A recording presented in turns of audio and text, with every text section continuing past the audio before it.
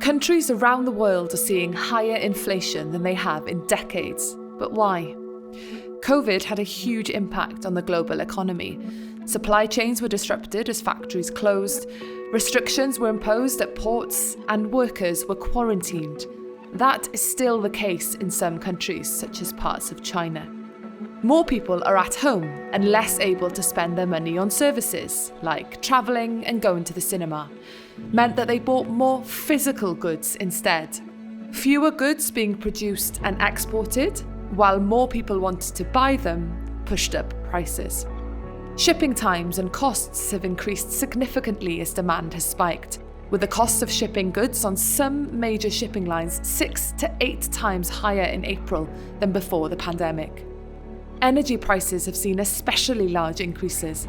A particularly cold winter in Europe and Asia in 2021 meant energy stores were lower than normal. On top of this, we've seen short-term disruptions in major producing nations, including extreme weather conditions in the US. As economies reopened from the pandemic, industrial demand for energy skyrocketed. All of this means energy prices have spiked.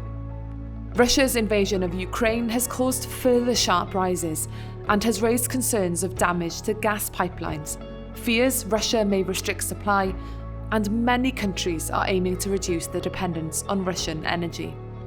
UK households are protected from short-term changes in energy prices through the energy price cap. Twice a year, the price cap is adjusted to reflect changes in global energy markets. Otherwise, energy companies wouldn't be able to supply us with the energy we need. This meant the price cap rose by 54% in April.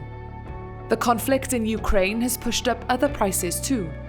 For example, Ukraine is one of the world's largest exporters of sunflower oil and wheat, and we are already seeing the amount they are exporting plummeting, which is affecting availability and prices in the UK.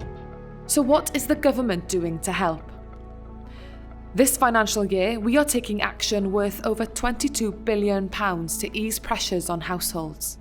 We are cutting taxes for most workers by £330 a year from July, cutting the universal credit taper to save low-income families £1,000 this year, and people on the national living wage will see a pay rise of another £1,000 a year.